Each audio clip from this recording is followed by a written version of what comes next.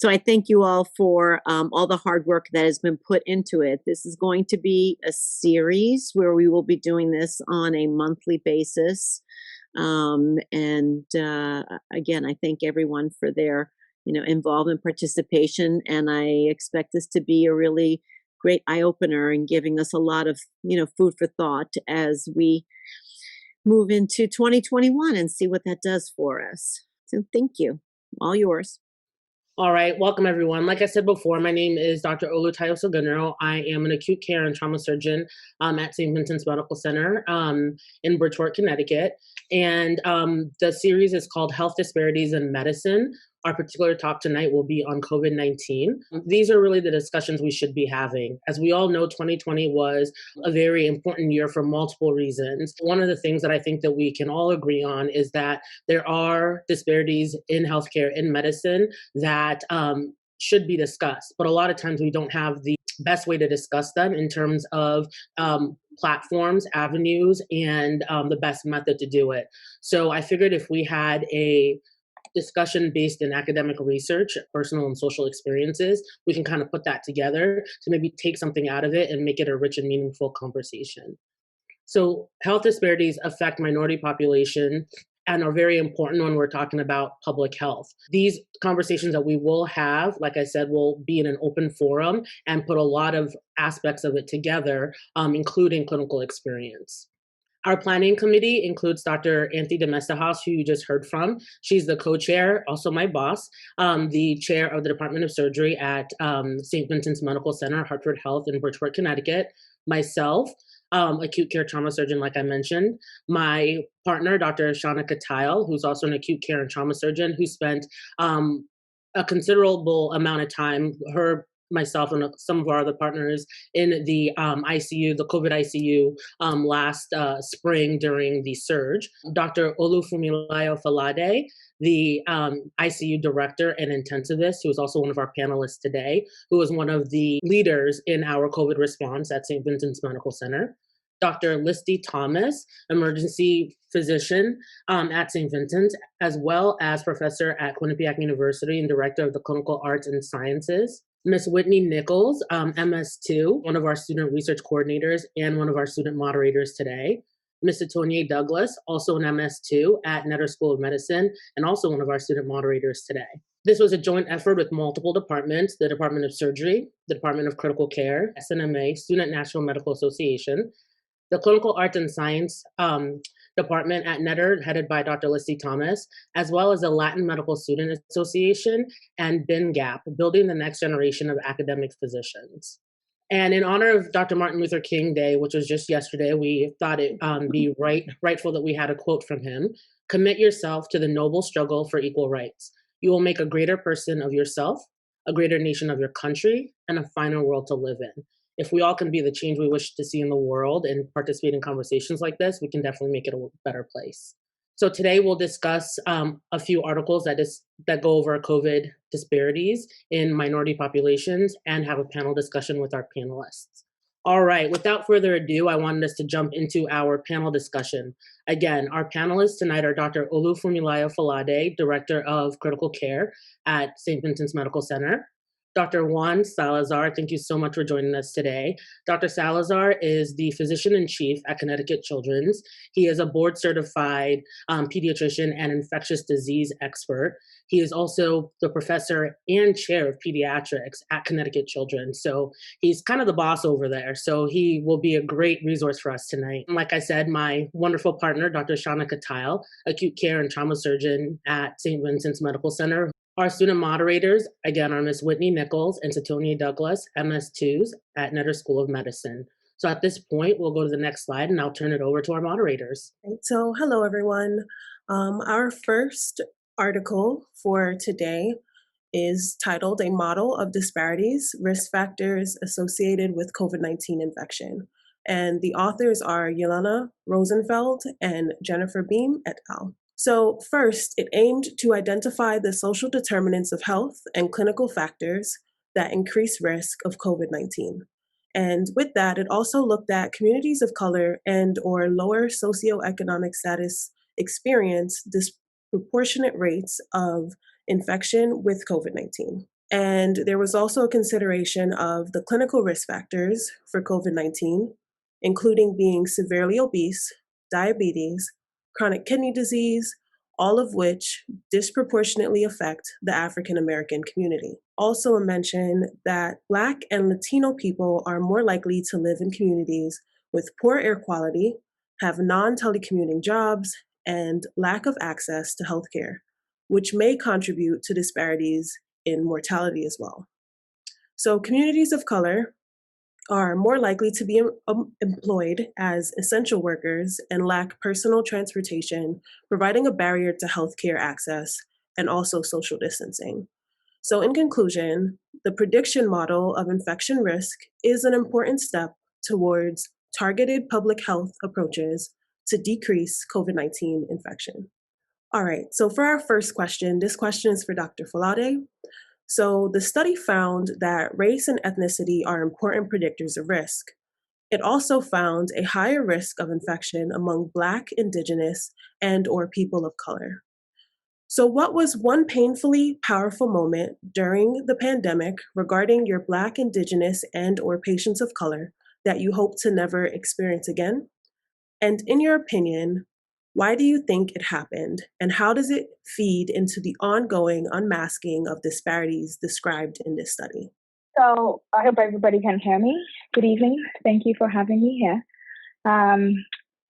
It's a great question. Painfully powerful that I never want to experience again.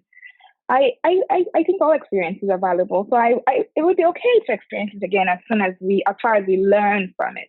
And it was not directly patient related. It was more an interaction between myself and a colleague. And we were talking about, it was in the middle of the pandemic, the first wave, and we were talking about the stay-at-home orders. And she referred to how going to the supermarket is hard for her because when she is there, she sees a lot of people that look like the people that we are taking care of in the ICU, in all the ICUs. And I heard a lot of things in those words. That comment was a non-malicious comment. It was an observation that is actually the core of this entire talk. The question of why do I think it happened? It happened because COVID-19 has sharply unveiled the pre-existing frailties of key groups. And by key groups, I mean key groups of people within our society. And that sharp unveiling has helped us see on a very large scale all the disparities that exist. All the disparities that exist that prevent groups of people from achieving health equity, which is a basic life right, the right of all human beings and even animals. How does it feed into the ongoing unmasking of disparities described? And so in this study, we found that race and ethnicity are important predictors of risk.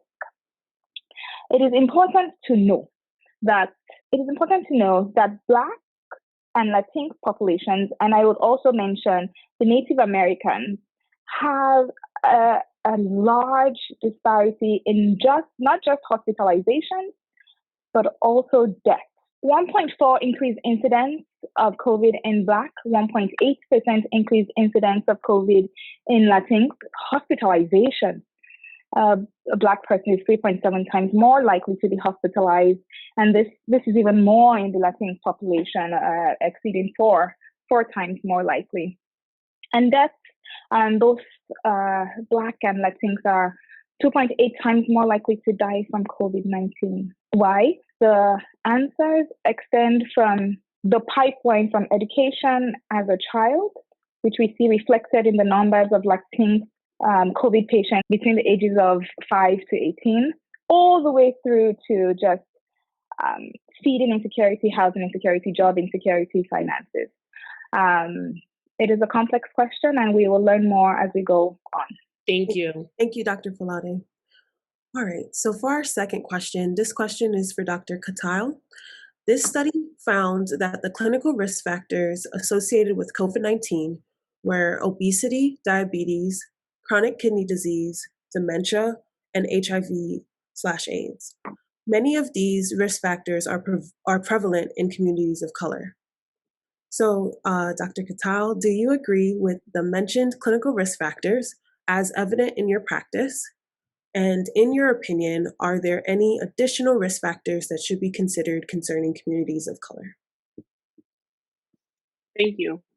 So I think this study and several others, including sort of the initial reports about COVID-19 disease that came out of Wuhan, China, all are fairly consistent in showing that disease severity is correlated with a number of chronic medical conditions, like those that are listed. And we know also from epidemiological studies of this country, or from this country historically, that many of those diseases, most of those diseases, are more prevalent in communities of color. So the additional risk factors. So yes, clinically, that is absolutely what we saw. That's the lived experience anecdotally, and that's consistent sort of across the board when we look at the research that's been done, the analysis that has been done for patients with COVID-19, particularly who had more severe disease. Now, keep in mind, right, COVID-19, especially some of these papers that we're reading were published from earlier experiences. So I think this paper looked at infections like in the spring, as did the other paper that we're going to look at. You have to keep in mind that testing was much less available at that time. So the people that got tested are, generally speaking, people who are showing up to their to seek care, rather than general sort of epidemiological testing of entire populations and people who are asymptomatic. So I don't necessarily think that those diseases predispose people to getting COVID-19, right? I think that those diseases are associated with more severe disease, and thus likelihood of testing positive because they're seeking care because they're having more symptoms and are sicker. So additional risk factors that should be considered. I think this goes back to what Dr. Faladay mentioned, about the overall things that lead to those medical problems being more prevalent in communities of color, right? We know that the frontline essential workforce is is disproportionately Black and Brown people. We know that the socioeconomic factors that lead to easier spread of infectious diseases like this virus disproportionately, are experienced and lived by people of color. People of color are more likely to be in multi-generational homes. They're more likely to be sort of in smaller living environments and less able to isolate socially. So I think you have to look at the big picture, and then also like chronic disease management. So that's the other thing that I wanted to say. So the additional risk factors, right? If you have these chronic diseases, but you don't have a great relationship with the healthcare system, because the healthcare system has not historically been particularly trust engendering with communities of color, especially, then those medical problems that predispose to severe disease are potentially going to be less well controlled. So I think we have to look at all of those factors. It's not just did they have a problem that was a checkbox in an EMR when they got admitted and somebody did a history and physical, right? It's what are the predisposing factors that put them at risk for contracting the virus in the first place. Okay, so for our last question on this study included 1,993 patients under the age of 18, of which 1.4% tested positive. The study also found that socio-demographic characteristics such as lacking access to a personal vehicle and living in overcrowded housing significantly increased infection risk, which are a reality for many communities of color and their children. So this question is for Dr. Salazar. As a pediatric infectious disease physician, Do you see similar trends in COVID-19 infection regarding race and socioeconomic status? Yeah, thanks. And, first of all, thank you for inviting me. John Garcia, thank you for sharing my name with this group. John and I share our Colombian heritage. I was born in Colombia, and John's mother works with me, Consuelo, who's an amazing psychologist, social worker in the HIV program, and she's toiling with kids and young adults with HIV on a daily basis. He's learned from the best, and I appreciate the invitation. I did want to open with a quote that I found, which I think is very relevant to this topic, from, of course, Martin Luther King. And let me read it because my memory is not good, so I always have to read these things. But it says, "Never, never be afraid to do what is right, especially if the well-being of a person is at stake. Society's punishments are small compared to the wounds we inflict on our soul when we look the other way." And I think that's something we have to remember. And this virus doesn't care about your socioeconomic status, your race, where you live. It's going to infect everyone, and that's what it does.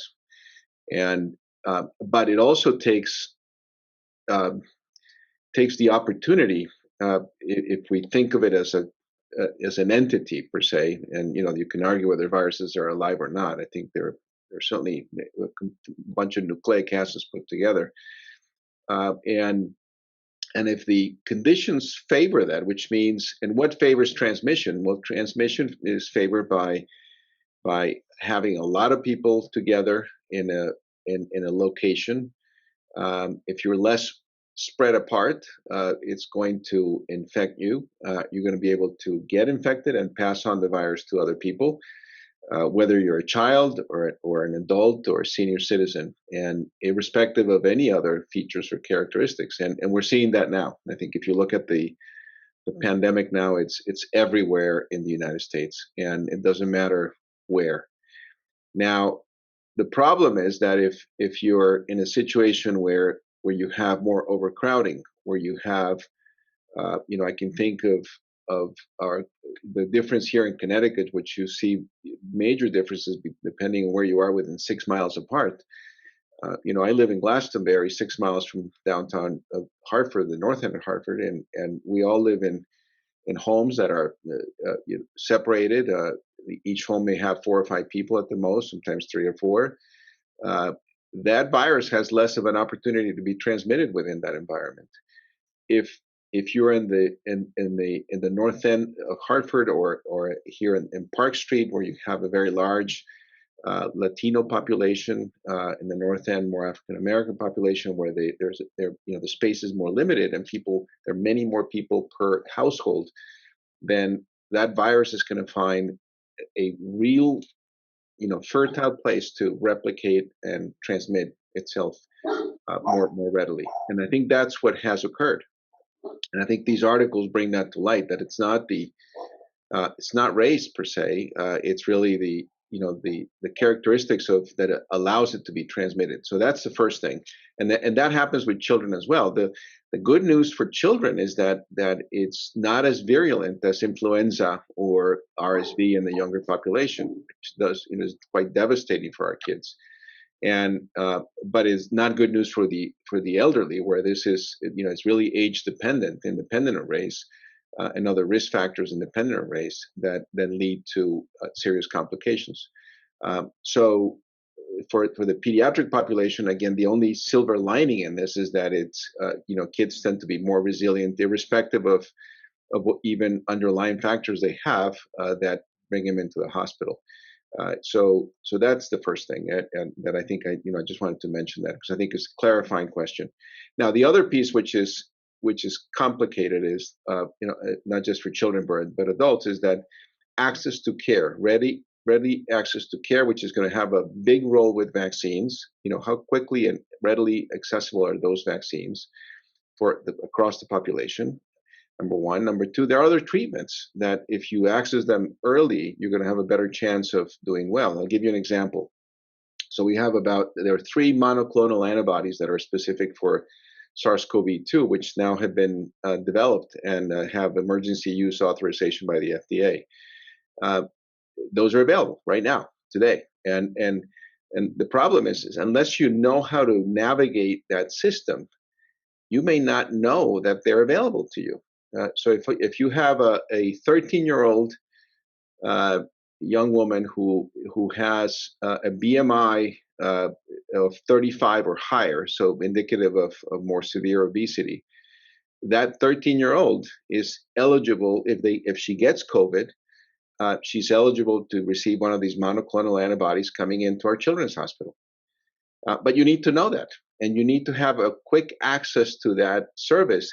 That monoclonal antibody, which is for mild, moderate disease, has to be given before you come into the hospital. That will avoid hospitalization, that will avoid complications. So the system of health disparities, which is quite apparent in our country, unfortunately, then makes it much more difficult for that individual to reach the care that is needed. And I think that's where we need to be far better in making sure that we eliminate those disparities, which we can do, which is they're independent of genetics, independent of even underlying factors, but it's just to make them available. And that's and then the last thing I'll say about this is that yes, children have been affected. We have hospitalized many kids. Fortunately, in Connecticut, at least at Connecticut Children's, we haven't had any child that has died as a result of COVID-19, but we've had several that have been in the intensive care unit, several that have been in the hospital for several weeks, and so it's been tough. Not as difficult as with the adult populations, but they have come in. And they're representative of across the community. I don't think we can say specifically that that race is a specific issue, except for the number of kids that have been infected. Perhaps there's a greater chance of infectivity depending on how close you live together and the inability to shelter in place in a way that is more logical. So that's something that can happen. So we have a lot of work to do from a health disparities perspective.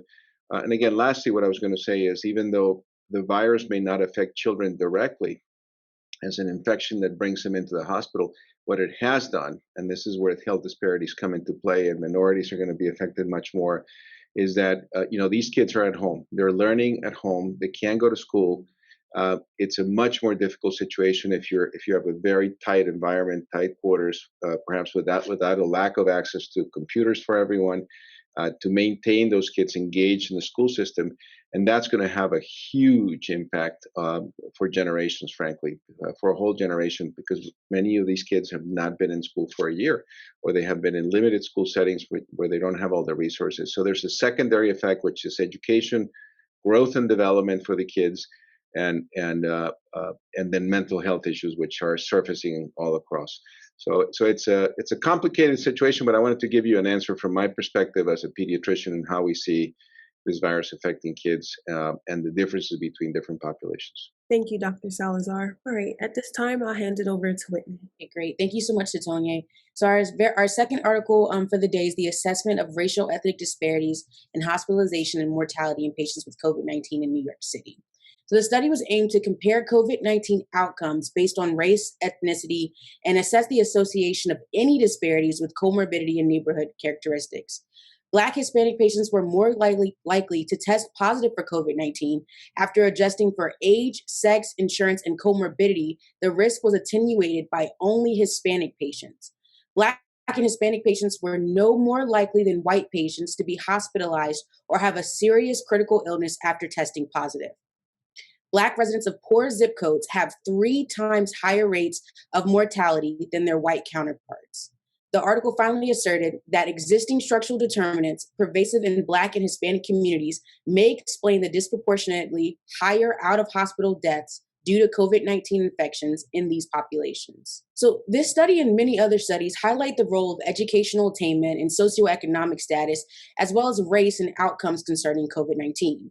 However, there are several stories paralleling that of Dr. Suzanne Moore, a doctor who died of COVID-19 after complaining of racist treatment. Dr. Katal, do you agree that income and educational attainment play a role in this disparity? And are there other factors that should be considered when exploring this? This is a great question. So I think there's no question that income and educational attainment both are related, and it's clearly documented and established that poor zip codes, poor neighborhoods have higher death rates.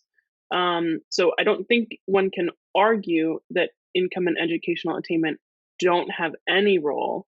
However, I think that certainly the Dr. Moore's videos, from the hospital are proof income level and education don't necessarily protect people of color in the way that we might think that it would, or that those things would. So, just because maybe if you have a higher socioeconomic status, you're more able to leave your apartment in Manhattan and spend the pandemic in the Hamptons in your second home, right? Those things certainly might protect you a little bit, but when it comes to actually seeking care and the care that's received, I don't think there's any question that those aren't completely protective.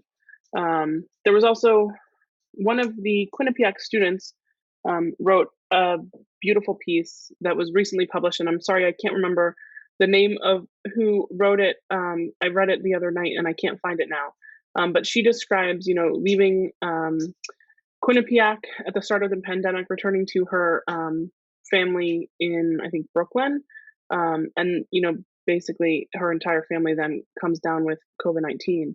And she describes her efforts to get care for her parents, who both were, I think, critically ill at their worst, and being turned away, essentially sent home from the emergency departments rather than being able to get them admitted to the hospital. This is a medical student. This is somebody who has an understanding of how the system works, and she still had to really sort of push and fight. Dr. Moore's experience, obviously, she's a physician. She experienced almost certainly biased, racist treatment, not necessarily intentionally. Yeah, are there other factors that should be considered? Absolutely. I think you have to go back to all of the systemic inequalities that exist in our society. I mean, the fact of the matter is that we live in a society that teaches every human being that exists in this country that things that are implicitly biased, that are frankly racist. And so I think we have to really be aware of what those things that we've learned are, and aware of what our biases might be when we're interacting with the people that we're caring for, and really make an effort to identify and prevent those biases from affecting the care that we're providing. All of I was listening to a podcast by like the Minnesota Public Radio, and they were talking to a family practice physician who's about to start a racial equity job at Boston University. And one of her comments was, all of the disparities that we see, it's not race, it's racism. And so, yeah, what are the other factors, right? It's racism, it's housing segregation, it's the weathering phenomenon, it's access to care, ability to have health insurance and have good quality care. And then there's one other thing that I think we need to think about and look at. This was something that I wasn't even really aware of, but there are community factors as well. And so what are the things that are being considered by the community? So Sanjay Gupta and had an interview with Van Jones like back in April 2020, and they were talking about the disparities in COVID infection rates among communities of color. And one of the things that Van Jones mentioned was that within the particular communities, and his comments were about the Black community, there was misinformation that was being spread specifically. Things like Black people are immune to COVID-19, which obviously is false. But that, he mentioned that falsehood was spreading, faster than the virus itself was. And there are other concerns that he brought up that I never would have thought of, like concerns about, that Black people have wearing a mask and going around in public. Like, comment that he made was even just wearing a hoodie can be fatal to somebody walking into a store and trying to buy some Skittles. So, what about wearing a mask and a hoodie? So we need to really be cognizant that, if we want communities of color to do things like wear masks and, when they're out in public, we also need to be mindful of what our biases are going to be, and be more, you know, uh, less prejudiced, basically, when, looking at those populations. So this is all, it's all very complicated and everything's interrelated. But I think we have to look at the systemic, the societal factors when we're looking at the disparities, and these are the most important things. And no level of educational attainment is going to completely overcome our history, unfortunately. Thank you so much, Dr. Cattell, for the answer. So the study found that Black patients were no more likely than white patients to be on invasive mechanical ventilation, to die, or experience the composite outcome of mechanical ventilation or death. However, there are still higher rates of mortality for Black residents of poor zip codes. The study noted that this could be due to higher out-of-hospital deaths. Dr. Falade, as an intensivist caring for one of the hardest hit areas of Connecticut, have you seen this evidence to ring true in your clinical practice? Also, are there factors not included in this study that may explain these seemingly opposing findings? That's a really great question. Is it mirrored in our clinical practice? Yes. So I'm going to, going back to that first question that I answered about the colleague that said, she goes to the store and everybody there looks like the people on mechanical ventilation in the ICU. And it is true. We don't have at HHC, we do not have race-based numbers for mortality.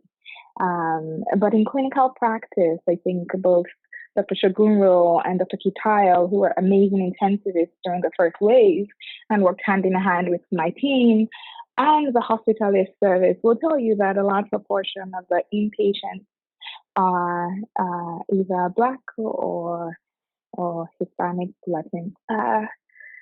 So it definitely rings true. Are there factors not included in this study that may explain these opposing findings? This study was done between May 1 to April 8th. So the first wave. In this time, we were learning a lot. But most importantly, like Dr. Kitile had said, testing was not available. You got tested when you came into the hospital and were very sick. And two, the mask mandate had not come out yet. The mask mandates, hand hygiene, social distancing mandates were just tipping in, and April 3rd was when we started with the clear mask mandate. All these feed into mortality. Remember that our mortality indices are determined by risk identification, timing of risk identification and disease identification, the treatment and treatment courses, and our disposition planning. And so if you were to say, okay, who is at risk of death from COVID-19 complications? We had, Dr. Kitile had talked previously about disparities in populations of color in the realms of hypertension, diabetes, obesity. There are higher rates in these patients. These people are more likely to die. These people are more likely to require mechanical ventilation. In terms of identifying disease, because of pre-existing systemic inequities and really knowledge, attitudes, and perceptions to seeking healthcare, that is just a very complex interwoven web related to education, status, history, knowledge base. Health-seeking habits in our populations are lead to late presentation leads to death. In terms of treatment opportunities, like Dr. Salazar very acutely said, he aptly said, monoclonal antibodies are available. But you need to even know there's such a thing as a monoclonal antibody to be able to ask, what is a monoclonal antibody? To be able to ask your healthcare provider, assuming you trust your healthcare provider to give you what you need. And then listen, and then go through the rigmarole, because it really is a rigmarole of being able to test, do the blood work, set up your schedule for this 4-hour-long monoclonal infusion for observation, which are 4 hours of wages loss. Early treatments, early steroids, remdesivir are vital to mortality. By far and wide, the patients in brown populations present when they just can't be at home any longer. They can't breathe anymore. That's when they come in. It's 14 days in, 10 days in, some people 3 weeks in, and they literally transition from the ER to the ICU to ECMO. And then finally, for the people that do survive, the long haul COVID, for patients that require complex multidisciplinary care, and that also requires navigation of a pretty complex, poorly understood, poorly structured healthcare system, is near impossible. And so we are seeing a lot of our survivors coming in with complex superimposed infections or complications of their first COVID and ultimately dying. So these explain the opposing findings, the things we did not know before, the data that is unmasked with time, and the things that people just don't have the opportunities to experience. Thank you so much, Dr. Falade. Our last question of the night is, the study claims to have supported the notion that Black and Hispanic populations are not more inherently susceptible to having poor COVID-19 outcomes and fare as well as whites if they make it to the hospital. It also supports the assertion that the reduction of structural determinants that are pervasive in these communities will improve outcomes. Dr. Salazar, do you agree that structural inequities and racism play a large role in the COVID-19 disparity that we currently see? What actionable steps can current and future physicians take to narrow the gap? Yeah, thanks, Whitney. I first of all, I thought it was a great article, well done from a public health perspective, and it opened even my eyes in terms of looking at this a little differently. So thank you for picking that article. I think it was exceptional. I agree with this. I think it is really the social determinants of health overall that are contributing to the disparities we're seeing. I'm more convinced of that now than ever, and as opposed to race specifically. It's complex, and we will find out probably in the next few months, once we start doing more genetic testing, or who's susceptible and not. What are those risk factors? There was a big study looking at the production of type 1 interference, and there are certain people that have an impaired production of type 1 interference, irrespective of race, and those individuals will do more poorly with handling the virus. So there are many other elements that are not directly linked to race, but are more directly related to your inherent susceptibility for other reasons, other factors, and we'll find that out. But I think more importantly is, and I think the second part of the question is, what actionable steps can future physicians and all of you who are training, the question is, what can you do? This virus eventually will go away. I think with vaccines, natural immunity, herd immunity is going to take a couple of years, and I think we'll be able to to control it, as painful as it has been, and it's been horrific. But the social determinants and the inequities, those things are not going to go away by controlling COVID-19. But maybe this virus brings us to a different way of thinking about health and disease. And what are those factors? What are the inequities that contributes to so many things in our society that you need to change? And I think as young people, and I have a lot of faith in young people. My daughter works in Congress. She works for Joe Cornyn, one of our congressmen for the western part of Connecticut, and she was in Washington last week. Fortunately, not at the Capitol when the insurrection took place, and she's a Democrat, very liberal Democrat, not unlike her father. But she has friends at the Capitol that work for very conservative Republicans, and young friends. And in fact, one of her best friends works for the minority leader of the House, which is who's, in my opinion, has some more views of things. But these two young people get together and they agree on what needs to be done to improve our country.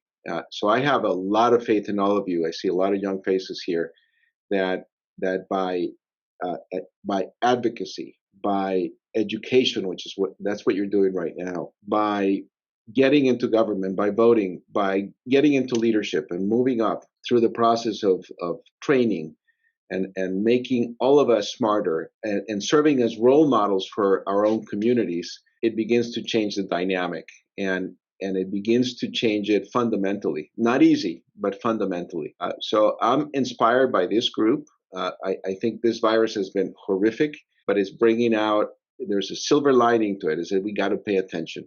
And we got to pay attention in so many ways that it begins to change the dynamic of healthcare, the dynamic of inequities, and let's be optimistic that we can do that. So I appreciate your invite, and I think this is a great conversation to have.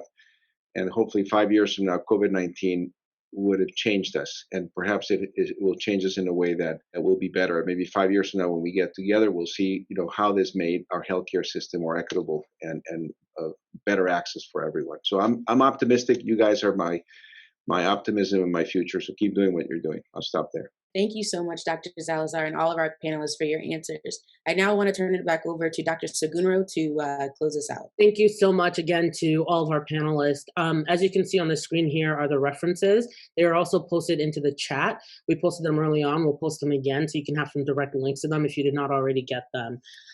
Today, we did cross the 400,000 COVID deaths mark.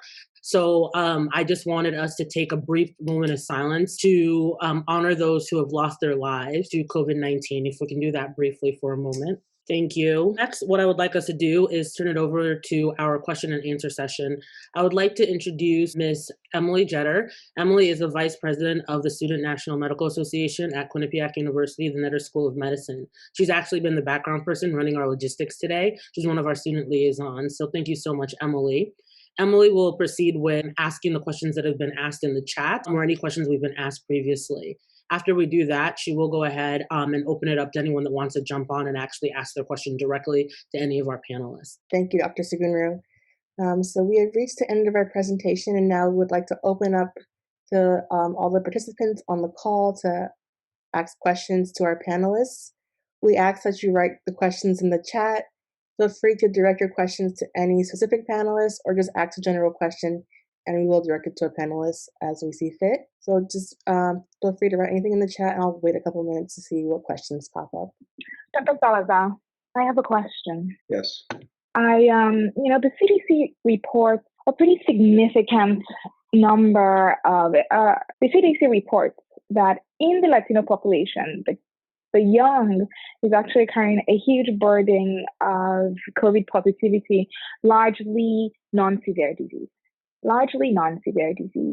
And I didn't know that till maybe actually the lady that my right-hand partner at home, she had come to me and had said her primary care provider told her that her children are probably going to get COVID if she continues to work.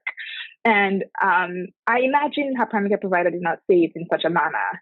I imagine it's interpretive.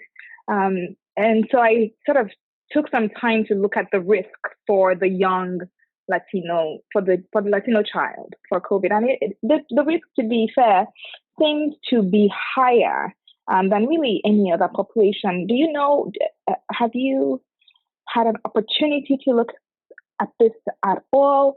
It's saying that Yes. children less than 18, a higher percent of COVID cases are seen almost hitting 25%. I think I have, but one has to look at that with the lens of which populations are being affected more now. So if you look at the the epidemiology, who's leading the way right now geographically with cases, and it's California, and Southern California, Los Angeles, San Diego. Not so much San Francisco has a very large Latino Hispanic population, and they are greatly affected. Probably even have the B117 strain that's affecting many people. There's a lot of testing now, so you will find because of that, I think you will find that there'll be many a larger population of children that will be they're going to be Hispanic. There was also a very large outbreak, if you remember the I think COVID is three waves. There's the Northeast wave, which you worked very tirelessly during April, March, April, and May. I'm sure you remember that very clearly.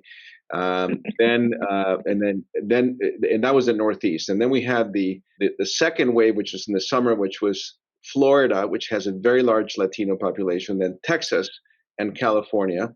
That was the second wave, and then we had sort of an intermediate wave that went up to the Midwest, which affected different populations, and then this third wave has affected the whole country, but greatly the California. So I think in my opinion, is more of a representation of where this virus has been spreading very quickly, very rapidly. The last thing is, as I'm sure you're well aware of. I mean, when we talk about the Latino population, it is such a varied population. If you look at Latin America now, I'm from Colombia.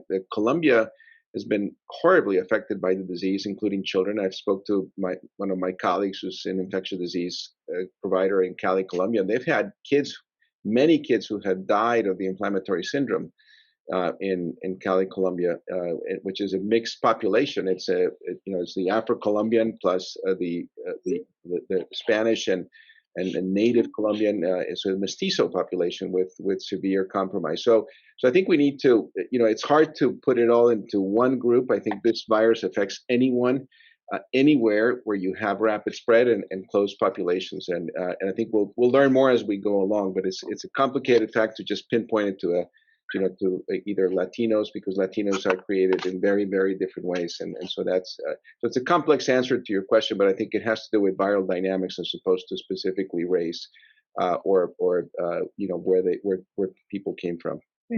Thank you so much for that. Thank you. I think there's some questions in the chat. Yes. Due to timing, I will ask, I think, one or two questions, so we don't go too over time. The first question is for Dr. Katail from Paris, and he said, I enjoyed you touching on the Van Joe's interview where he outlined misinformation in the Black community that were detrimental in the beginning of the outbreak. My question to you and the other panelists is, have you seen any discussion regarding the lack of translated material on public health information, how the slowness of government bodies to provide non-English updates on may have impacted these communities' ability to properly inform and protect themselves? I can't say that I've seen anything regarding that specifically. I'm sure that that has been a factor in disease prevalence in communities of color. If non-English speaking, the news had COVID everywhere, especially in March, April, May. Maybe I just stopped watching, but I guess it's probably been everywhere since then too. That being said, I think there are a whole lot of things that I think could have been better from a governmental management standpoint. And if you look at the guidelines for pandemic management that have been previously suggested or set up, I think there's no question that the administration in charge didn't take a lot of steps that probably would have made a big difference in terms of the numbers that we've seen and the people that have been infected and the people who have died in this country. So I think that's an important question. I think it's a part of a much bigger critique of how to manage a public health crisis like this in the future. Thank you, Dr. Katail. The next question states, After the several experiences, such as the Tuskegee study, how can we as students encourage Black patients wary of receiving the COVID-19 vaccine to consider / educate themselves on the benefits / costs? And this question is open to any panelist. I can take this one. I think for all of us, students, providers, I think sort of understanding the why. I think we make the mistake, and Dr. Salas actually said this several times. We make certain assumptions about what are behind people's whys, why they didn't come to the hospital, or why they don't want a vaccine, or why they didn't take the steroids prescribed outpatient. I think we need to just, as we engage with people that have reason to distrust healthcare, take time out to understand in that given situation, what is their why? Why? What are they thinking of? And directly speaking to that on their own level, and just doing it one after the other. And every opportunity is a good opportunity. This morning, while I was buying my coffee, I had a vaccine conversation with the lady, and we talked about her kids and my kids and how crazy it is that I have to educate them and bring them up to be good people, and just taking every opportunity to be human and help that person in front of you see, I am human, I am here for you. I think that is the very basis of what we're trying to do, build trust. I think this is critical, and the vaccine is very effective. I'm sure my colleagues here, I don't know how many of you have had the medical student, how many of you had the vaccine? Hopefully most of you or all of you. And it's a vaccine that we don't know much about until now, and so all of us kind of thought about it. Should I get it, not get it? But I think our impetus to keep safe overcame whatever fears we had, and I think we need to then serve as role models and communicators with our patients. And it's not going to be easy. There's a lot of anti-vaccine work, and I think we need to be very effective in communicating clear, simple messages that take away some of those myths that are out there. There's a lot of misinformation. Does the vaccine cause infertility? No, of course not.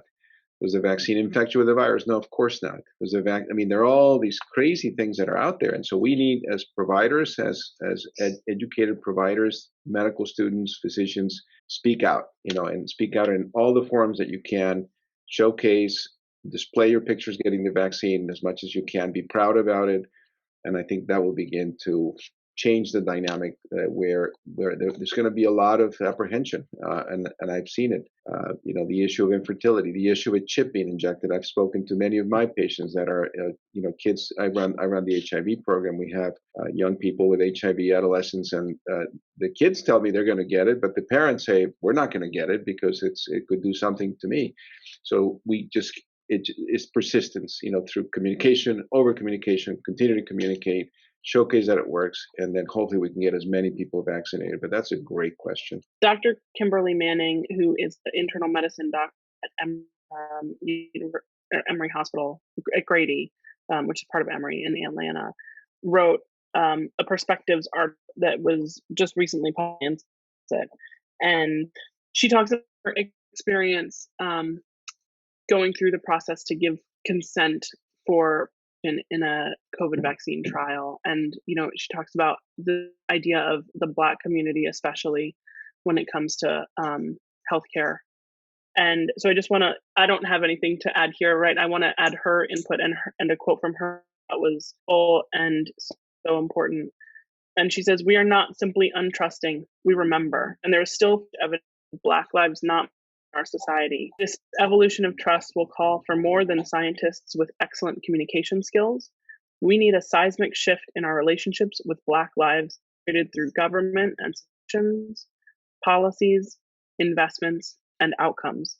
Medical mistrust is just the tip of a 400-year-old iceberg that has to be chipped away from every direction." So, I agree. I think it's super important that we talk to the people around the model, that we are trusting of this vaccine, that we have been vaccinated, that we think that it's the right thing to do. But it's bigger than that also, and we have to really sort of fully undo it 360-degree evaluation and, make changes at every level, not just from a healthcare even specific standpoint. Thank you so much to our panelists. This will be our last question of the evening, and it's for any/all panelists. The topic of access to and within the U.S. healthcare system was discussed as a contributing factor for existing disparities in health equity and exacerbated it in the context of COVID-19. Have the disparities been less in other countries with single-payer/universal healthcare? I'll answer it. It's really interesting. I was looking at the WHO graphics, and admittedly, if you don't test and if you don't test, or if you test less and if you don't report, then the numbers may be different. But if you look at WHO maps by region, typically when you look at tuberculosis, malaria, some of the HIV, you will find that sub-Saharan Africa, parts of Asia, parts of Latin America that are poor are mostly affected, right? I mean, that's where things occur, and you're always looking at the numbers that way. When you look at COVID-19, it's completely inverted. It's North America, certainly Latin America too. I mean, Colombia, Brazil, Peru, Ecuador, those countries are greatly affected. And then you go and the whole continent of Africa, the number of cases is minuscule compared to what we see in the U.S. And that to me is fascinating on how how that took place, and we'll have to understand that. And it's real to me. We have a big NIH study where we're enrolling patients not for COVID but for another disease in China, Malawi, and Latin America. So we always start with the COVID update, and when we speak to our team in Malawi, they tell me, how's the COVID situation in Malawi? I said, we had 2 cases last month. and 2 cases. I mean, just think of what we have here in Connecticut, the number of cases in each of the cities. You go to China, Guangzhou, which is in southern China, and they've had 0 cases in the last 6 to 8 months, although the pandemic started there. Now you go to Colombia, and it's huge. It's exploding in all the cities. Colombia's had close to 2 million cases of COVID, and the country has 40 million, with a lot of deaths. And so I don't think we fully understand yet all the dynamics that play a role in transmission, in mortality, age differences, susceptibility. It's a horrific experiment of nature in our entire world population, and we'll know more, we'll learn more, and we have to study this so we can learn something to prevent the future. So it's a great question. I don't think we have all the answers. Thank you so much for that answer, Dr. Salazar. Thank you for everyone joining us today. I'm very thankful to our panelists, to our student moderators, to all our guests who participated with us today. All right. Again, thank you so much to our panelists, Dr. Katil, Dr. Salazar, Dr. Falade. Thank you to Sitonye. Thank you to Whitney. Thank you to Emily. Thank you to all of our planning committee members that are on as well, Dr. Demesahas, Dr. Thomas. Thank you everyone so much for a great event. And if anyone has any questions or anything like that, you can email directly. Again, thank you all so much for a great evening, and I hope you learned something, and let's keep these discussions going. Our next panel discussion will be on health disparities in breast cancer, and just pay attention to the emails, and we'll get that out to you coming in about 5 weeks from now. So that'll be our next event, and we hope to see you there. Thank you. Thank you all. Thank you. Great job.